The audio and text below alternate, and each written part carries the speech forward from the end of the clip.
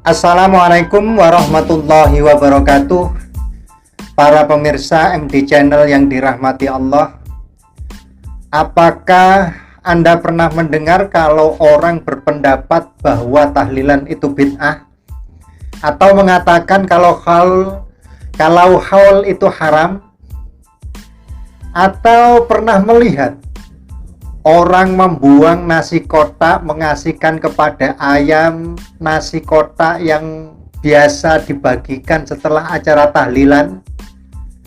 Tampaknya orang-orang yang demikian itu harus mendengar ceramah dari Kiai Haji Abdul Qoyum Mansur, yang mana kita ketahui bahwa Kiai Haji Abdul Qoyum Mansur merupakan sosok yang selalu mereferensikan setiap apa yang dia ceramahkan punya rujukan, yaitu kitab-kitab yang muktabaroh. Berikut ini ceramah tentang haul dan dahsyatnya lesan yang biasa mengucapkan tahlil, dan juga hebatnya, luar biasanya ketika dalam forum itu disebutkan nama-nama orang soleh. Untuk lebih jelasnya, mari kita simak mauidhah hasanah dari Kiai Haji Abdul Qoyum Mansur dari Lasem. Assalamualaikum warahmatullahi wabarakatuh.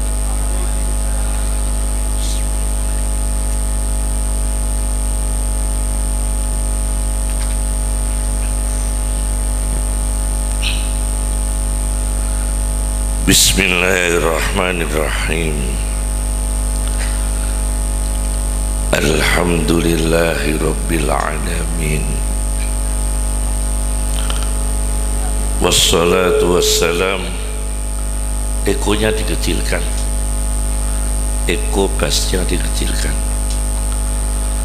Wassalatu wassalam ala sayyidina wa habibina wa qudwatina Muhammad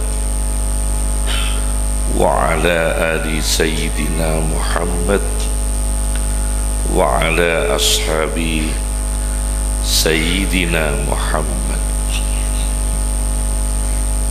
Amma ba'd.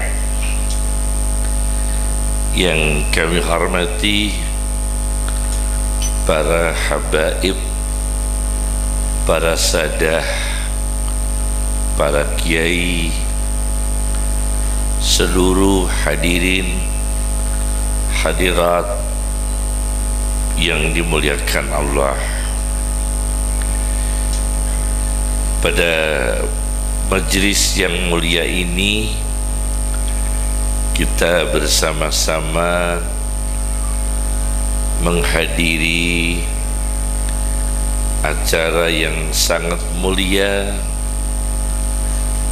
dengan diisi Al-Quran, sholawat, tahlil, zikir, tasbih. Tentunya acara seperti ini kita berharap membawa barokah yang besar bagi sahibul bait, khususnya berkah ini ke atas juga ke bawah, ke orang tua, datuk-datuknya, cucu-cucunya, dan berkah itu berlimpah pada semua yang hadir, keluarganya, segenap orang-orang beriman yang sudah wafat atau masih hidup. Menghadiri acara haul memperingati wafatnya orang-orang baik, wafatnya para wali diperingati dengan haul, wafatnya para kiai, wafatnya para habaib, wafatnya orang-orang salih, bahkan wafatnya orang-orang tua kita, kita peringati dengan haul setahun sekali. Ini sunnah. Hukumnya apa? Sunnah. Karena disebutkan di dalam tafsir Jami'ul Bayan At-Tabari, Rasulullah sallallahu alaihi wasallam mengunjungi pahlawan perang Uhud di makam perang Uhud, makam Uhud. Rasulullah mengunjungi para sahabat yang dimakamkan di kuburan Uhud setahun sekali. Berarti sama dengan, kenapa kok ditambah salon? Pecah Pak suaranya ini. Salonnya tidak usah ditambah, jadi pecah. Tidak baik ya, baik yang pertama tadi. Akhirnya Rasulullah itu haul setiap tahun sekali mendatangi makam para sahabat yang dimakamkan di Uhud setahun sekali, maka disebut haul.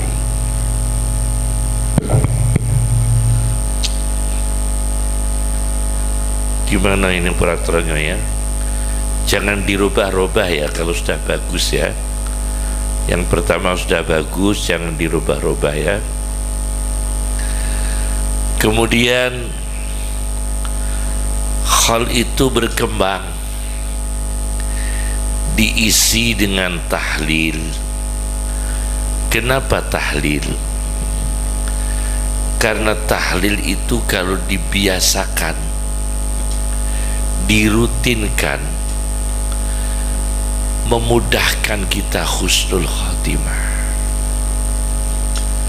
Jika orang terbiasa dengan tahlil, terbiasa la ilaha illallah, seperti itu dilantunkan di majlis-majlis, di tempat-tempat yang mulia, acara kirim doa untuk yang wafat, acara kirim doa haul, acara setiap event-event di tradisi kita ini, dengan tahlil memudahkan untuk husnul khatimah. Itu yang kedua. Karena ada satu hadis diriwayatkan oleh Imam Ahmad di dalam kitab Az-Zuhud, ada orang tidak punya kebaikan, tangannya catatannya tidak baik, kakinya catatannya tidak baik. Untungnya di dalam mulutnya itu ada tahlil di sana. Untungnya di dalam mulutnya ada apa? Ada tahlil, ada la ilaha illallah. Maka dengan mulutnya ada tahlil itu membawa orang ini husnul khatimah, mati dalam keadaan iman, mati dalam keadaan Islam. Itu manfaat haul yang kedua. Yang ketiga, apa manfaatnya melaksanakan haul?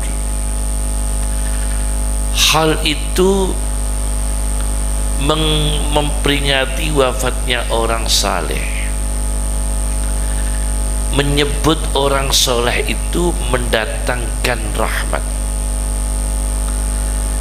Inda dzikris salihin tatanazzalul barakat. inda dzikris salihin tatanazzalul barakat. Ketika orang-orang soleh disebut, maka berkah itu turun. Kita tahlil menyebut ulama, Kiai Hasan Ginggong, kita sebut tahlil, turun barokah. Kita sebut para habaib yang wafat, kita tahlilkan, turun barokah. Kita sebut Kiai Zayadi, turun barokah. Kita sebut ulama Kiai Abdul Hamid Pasuruan, turun barokah. Kita sebut Kiai As'ad Situbondo, turun barokah. Kita sebut nama-nama ulama Sidogiri, turun barokah. Karena apa? Menyebut orang-orang soleh itu menyebabkan turunnya barokah. Itu manfaat ketiga. Kapan kita menyebut orang soleh? Ya di majlis-majlis seperti inilah orang soleh disebut. Dengan tawassul Syekh Abdul Qadir Jailani disebutlah, ila hadratin Nabi disebutlah Nabi, wattabi'in disebutlah tabi'in, ulama, solihin, aulia, muqarrabin, maka turunlah barokah. Itu manfaat ketiga. Ada satu peristiwa, suatu ketika Syekh Abdul Qadir Jailani itu dengan izin Allah, saya buka dulu dengan kata-kata dengan izin Allah. Syekh Abdul Qadir Jailani lewat di satu kubur. Di dalam kubur itu terdengar suara jeritan, teriakan orang menjerit-jerit tersiksa. Syekh Abdul Qadir lewat di kuburan itu, terdengar suara jeritan di dalam kubur. Syekh Abdul Qadir ternyata masih ingat suara orang itu dan matur kepada Allah, ya Allah, ini orang yang teriak-teriak di dalam kubur, orang ini sering lewat-lewat di madrasah saya. Hanya begitu. Orang ini sering lewat-lewat di depan madrasah saya, seneng dengan madrasah saya. Orang ini baik, artinya dengan saya baik, suka lewat-lewat madrasahnya Syekh Abdul Qadir. Baru menyebut begitu, suaranya jeritan itu hilang. Karena Syekh Abdul Qadir Jailani mendengar orang itu jerit-jerit dalam kubur, dan Syekh Abdul Qadir matur kepada Allah, ya Allah, orang ini ingat saya, sering lewat di depan madrasah saya, baik dengan saya, baik dengan madrasah saya. Begitu niatnya Syekh Abdul Qadir, suara jeritan itu menjadi hilang. Berarti menyebut nama orang soleh itu penting sekali. Kemudian ada satu hadis Nabi Sallallahu Alaihi Wasallam, ketika Abdullah bin Umar, bukan Nabi yang menceritakan, syarat, ada satu kisah Abdullah bin Umar. Abdullah bin Umar itu kalau kakinya kebas, tahu kebas, orang sini menyebutnya apa? Gringging, semutan. Iya. Ketika Abdullah bin Umar kakinya kebas, semutan, gringgingan, apa yang menyebabkan gringgingnya hilang, kebasnya hilang? Beliau memanggil, ya Muhammad wa Muhammadah, wahai Muhammad. Hilang. Dia memanggil manusia yang paling dicintai, yaitu Rasulullah Sallallahu Alaihi Wasallam. Wa Muhammad, hilang. Itu menyebut nama Muhammad Sallallahu Alaihi Wasallam, kebasnya hilang. Dengan izin Allah, supaya tidak dimusyrikan, kita harus kata-kata dengan izin Allah supaya cerita ini tidak dimusyrikkan, ya. Semua ini dengan izin Allah. Berarti menyebut nama orang soleh itu membawa barokah. Ada lagi, ketika Jalaluddin As-Suyuti minum air Zam-Zam, Imam Suyuti yang punya separuh tafsir Jalalain, yang punya Al-Asbah wa Nadhair, yang punya Al-Jami'ul Sahir, yang punya Ad-Durrul Mansur fi Tafsiril Ma'sur, yang punya Jami'ul Kabir. Banyak sekali karya-karya Imam Suyuti yang punya Syarah Uqudul Juman. Nah, Imam Suyuti itu ketika minum Zam-Zam, apa kata beliau? Ya Allah, saya minum air Zam-Zam, jadikan saya ahli hadis seperti Ibnu Hajar Al-Asqalani. Diminumlah beliau, berhasillah beliau menjadi hafidul hadis, orang ahli hadis seperti Ibnu Hajar Al-Asqalani yang punya kitab Fathul Bari. Berarti menyebut orang soleh. Minum Zam-Zam itu pakai niat Imam Suyuti. Minum Zam-Zam, ya Allah, saya minum Zam-Zam, bismillahirrahmanirrahim, aku niatkan semoga ya Allah engkau jadikan aku alim hadis seperti Ibnu Hajar Al-Asqalani yang punya Bulughul Maram. Terkabullah beliau. Jadi menyebut orang soleh itu penting sekali. Kapan orang soleh disebut? Ya di majlis seperti ini, di majlis haul, di majlis tahlil, di masjid wiridan, di majlis istighosah, di masjid manaqib dan sebagainya. Orang-orang soleh itu banyak disebut, maka banyak menurunkan barokah. Sudah berapa itu hikmah khol itu? 3, ya kan? 3 ya. Hikmah keempat, ini hikmah khol ya. Hikmah khol yang keempat, dengan kita mengadakan haul dan tahlil seperti ini, menuntun kita at-takhalluq bi akhlaqis salihin, untuk berakhlak mengenang akhlak orang-orang saleh. Kita mengkhali Kiai Soleh Al-Habib Soleh Tanggul. Apa niat kita? Untuk meniru kesuhutan beliau, untuk meniru kewiraian beliau. Kita haul, menghauli Kiai Hasan Genggong. Saya pernah mengisi haulnya Kiai Hasan Genggong. Dari Probolinggo ini naik kapal nyebrang kemana itu? Pulau apa itu? Gili ya? Gili Ketapang. Nah, kita mengingat kewiraian beliau, kesuhutan beliau, kealiman beliau, ketawaduan beliau, ibadahnya beliau. Maka dengan haul kita mengenang akhlaknya para ulama, mengenang para akhlaknya aulia, mengenang para akhlaknya para orang-orang saleh. Kenapa? Kita dimediasi, diberikan sarana, yakni haul. Saya berikan contoh.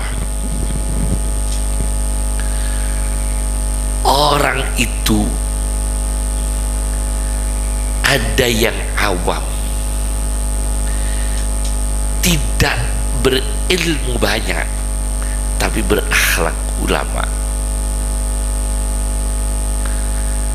Karena tertular akhlaknya melalui cinta. Itu penting sekali.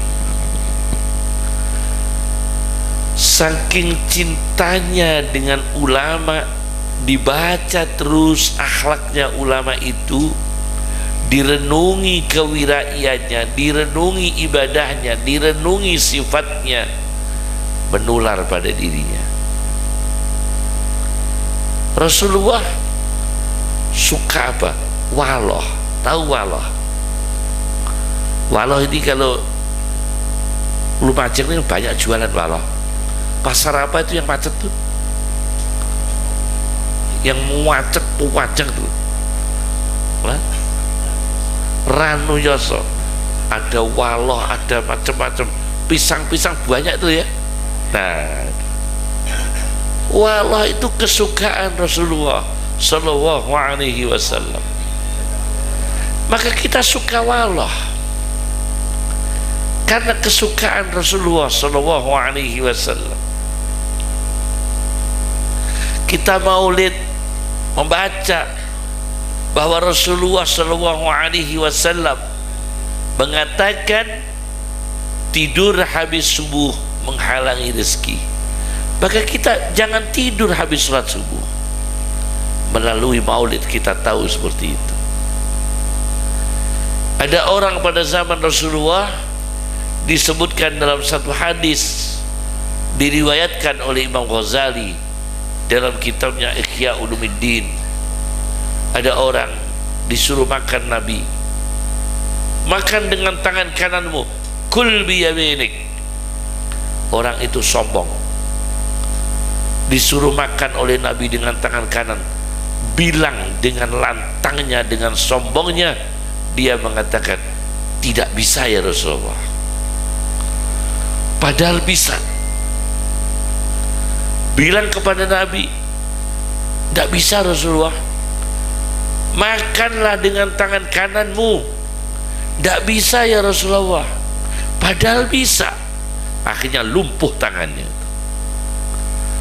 karena bisa makan dengan kanan, tangan kanan, bilang tidak bisa. Tidak sopan dengan Rasulullah Sallallahu Alaihi Wasallam. Orang ini akhirnya tangan kanannya apa? Lumpuh, tidak bisa bergerak. Ini kita tahu di mana hadis itu diceritakan. Di mana? Di event-event Maulid Nabi Sallallahu Alaihi Wasallam. Maka hikmah sekali seperti khaul, seperti maulid, apabila isinya itu sesuai dengan syariat. Apabila sesuai dengan syariat, berarti yang keempat adalah berakhlak dengan akhlaknya yang dikholi, dengan akhlaknya yang diperingati. Berapa? 4 ya. Kelima, apa hikmahnya khaul? Hikmahnya khol yang kelima ialah kita ini merenungi dosa-dosa kita. Ya Allah,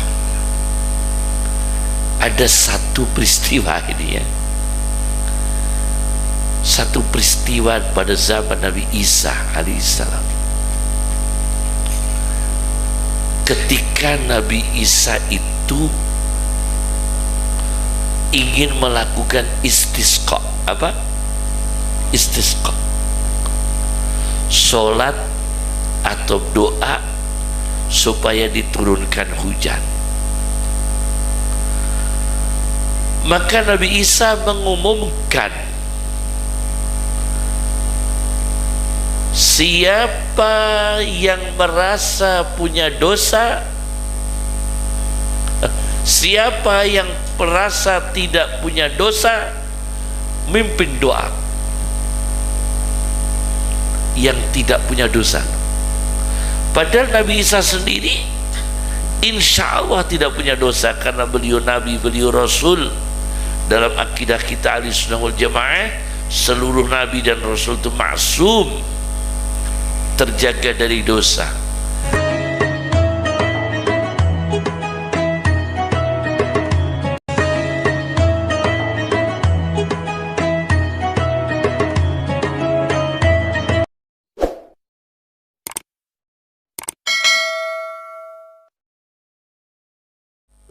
Tapi alangkah hebatnya Nabi Isa mengumumkan, Yang mimpin istisqa akan dipimpin seseorang yang merasa dihitung-hitung nggak punya dosa. Siapa yang mau mimpin istisqa yang merasa tidak punya dosa? Diam semua, karena semua merasa punya dosa. Ternyata ada satu orang yang lantang dengan percaya diri, wahai Isa, insya Allah saya termasuk laki-laki yang tidak punya dosa, insya Allah. Bagaimana Nabi Isa membuktikan? Mana buktinya kamu tidak punya dosa? Wahai Nabi Isa, coba, mata saya itu tinggal satu. Ternyata orang ini hanya satu mata, yang satu bolong, sudah tidak ada matanya. Orang yang merasa tidak punya apa? Dosa, yang siap memimpin apa? Istisqa. Ternyata orang ini matanya cuma satu, yang satu lubang bolong, yang satu mata, yang satu bolong. Wahai Nabi Isa, saya ini mau cerita kenapa saya cuma punya satu mata, yang satu bolong. Karena dulu pernah ada perempuan lewat, mata saya yang satu ini melirik ke perempuan yang lewat itu. Saya merasa itu dosa, maka mata saya yang melirik itu saya copot, saya cabut dengan tindakan yang sangat ekstrim yang mestinya tidak boleh dalam syariat. Tapi karena khaufnya kepada Allah, seperti yang diceritakan Nabi SAW di dalam hadis sahih, ada orang saking takutnya kepada Allah sampai dia wasiat, besok kalau saya mati bakarlah diri saya dan buanglah debunya. Ini tidak boleh dilakukan secara syariat, tapi karena ini orang yang saking takutnya kepada Allah, tidak sadar kalau itu pelanggaran, tapi pada akhirnya diampuni oleh Allah Subhanahu wa ta'ala. Hadis sahih rawahul Bukhari. Jadi bukan bid'ah ini. Maka orang ini termasuk melakukan tindakan ekstrim. Dia ada perempuan lewat, mata yang satu melirik dicabut, merasa dosa. Ini saya Nabi Isa, hanya sekali itu saya punya kesalahan, mata saya melirik perempuan, mata saya yang satu, tapi sudah saya cabut wahai Isa. Apa kata Nabi Isa? Wah, cocok kamu mimpin istisqa. Akhirnya orang ini diperintah oleh Isa alaihissalam untuk memimpin istisqa. Langsung hujan turun. Diceritakan oleh Ibnul Jauzi di dalam kitabnya Dhammul Hawa. Ada dasarnya semua.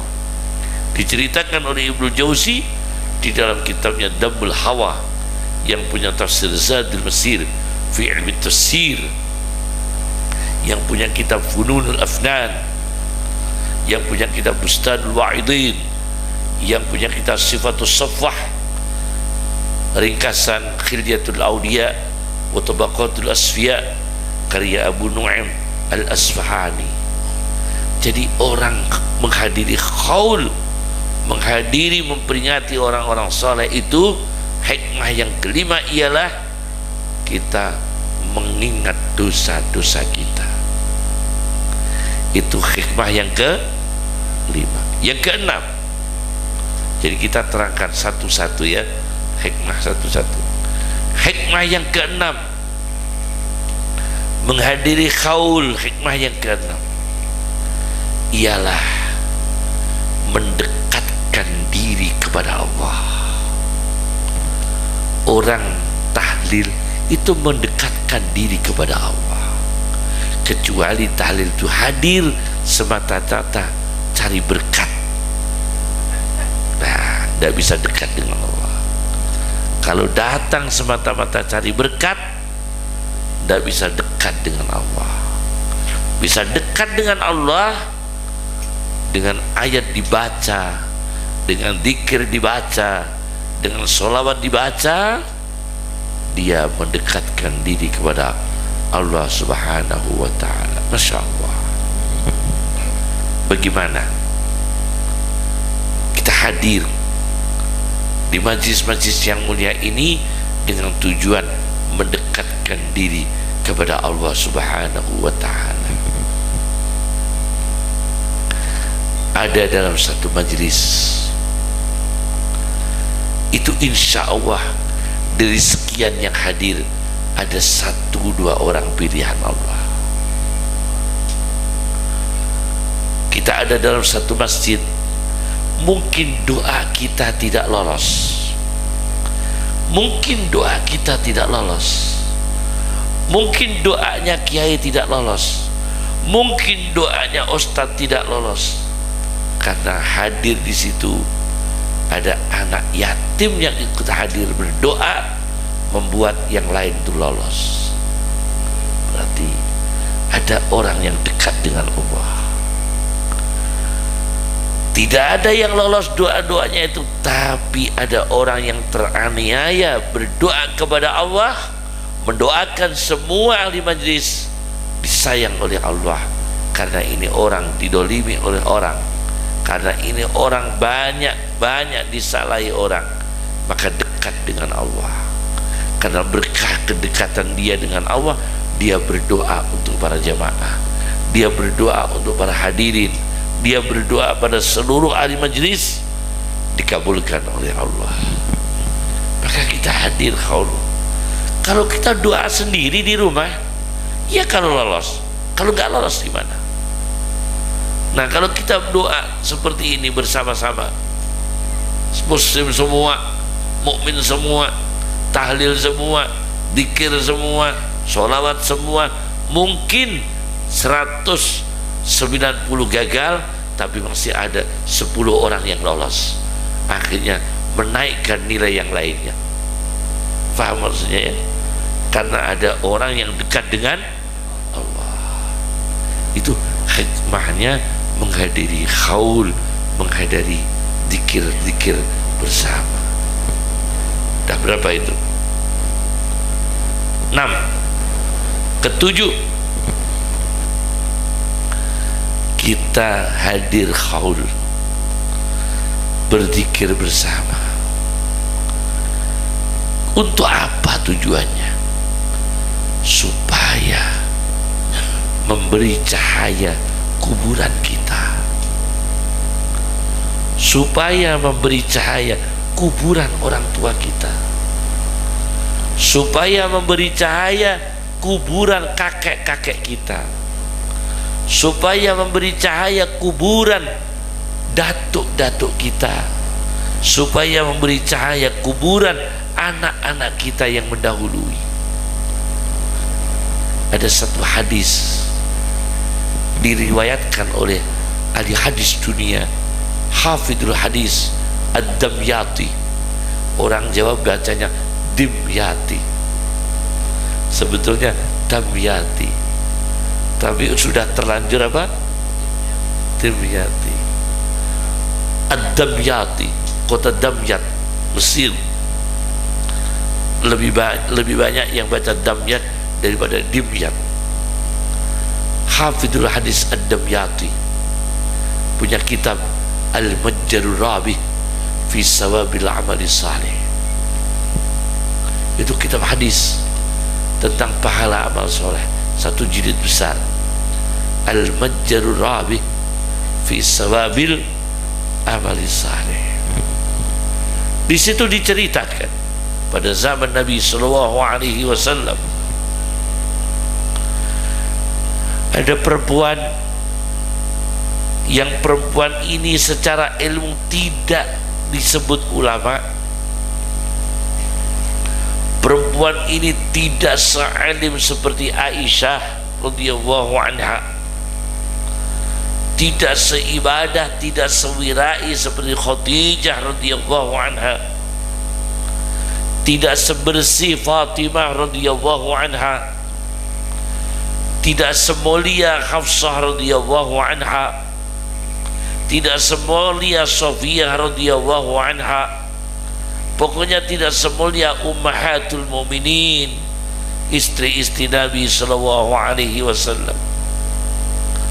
Ini orang biasa, perempuan ini cuma sukanya nyapu di mana? Di masjid. Perempuan ini sukanya nyapu di masjid.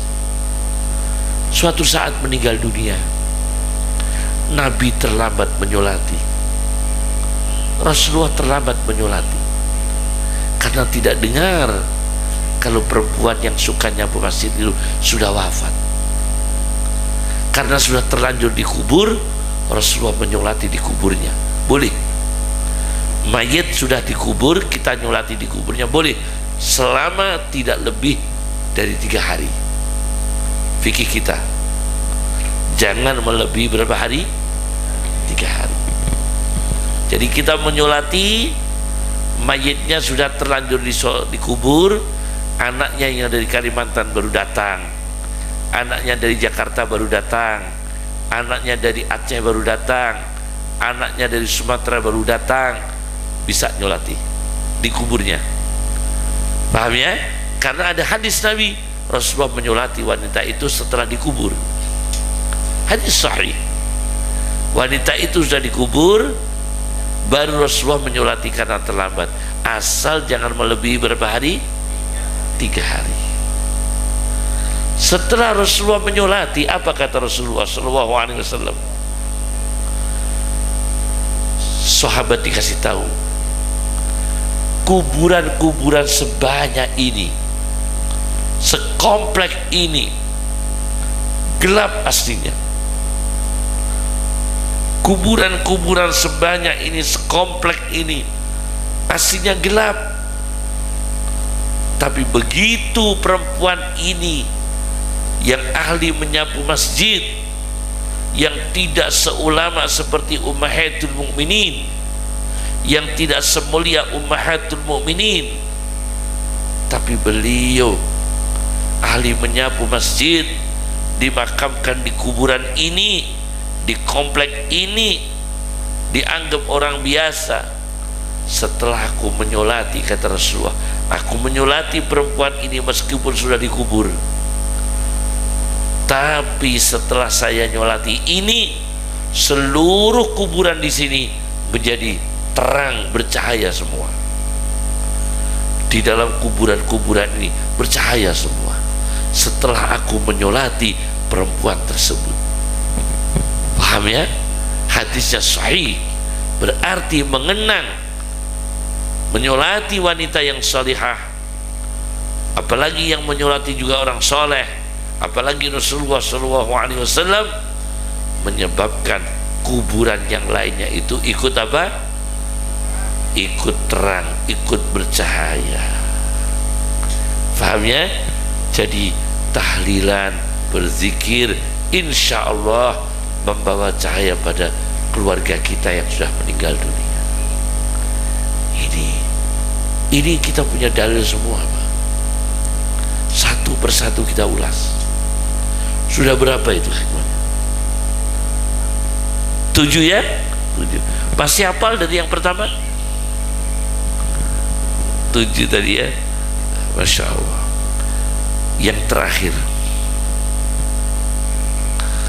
manusia ini di dunia mempunyai 3 fase. Fase pertama adalah min dhafin, lemah, ringkih, tidak berdaya, yaitu ketika baru lahir, kita masih bayi, itu ringkih, tidak berdaya. Setelah itu kita dewasa, remaja, umur kita ini. Setelah itu mimba di dhafin kuwatan, fase kuat. Setelah lemah kita menjadi kuat, seperti umur kita ini. asal tidak melebihi 40 tahun. Biasanya kalau 40 tahun ke atas sudah mulai berkurang kekuatannya. Setelah fase kuat, min ba'di quwwatin dha'fa wa syaibah, min ba'di quwwatin dha'fa wa syaibah. Setelah fase kuat, kembali ke lemah dan beruban. Ingat itu. Fase ringkih, tidak berdaya, kemudian kuat, kemudian lemah lagi, beruban, yakni menjadi orang tua. Subhanallah. Kita harus mempersiapkan diri. Apa bekal kita nanti sowan kepada Allah? Apa bekal kita nanti kita dicabut nyawanya oleh malakul maut? Apa bekal kita jika nyawa kita dicabut oleh Israel? Kita siapkan sekarang. Dengan apa? Tahlil. Dengan apa? Sholawat. Dengan apa? Sodaqah. Dengan apa? Silaturahim. Dengan apa? Menolong orang lemah. Jangan putus saudara, jangan putus silaturahim. Itu akhirnya mengantarkan kita menjadi orang yang dicintai Rasulullah, dan mencintai Rasulullah, dicintai Allah, dan mencintai Allah Subhanahu wa ta'ala. Inilah yang bisa saya sampaikan kajian kita tentang hikmah-hikmah haul, ya. Hikmah-hikmah apa? Haul. 1 jam sudah lebih, kurang berapa? Ya. Saya lanjutkan. Ada satu ayat Quran, qad aflahal mu'minun, qad aflaha man tazakka,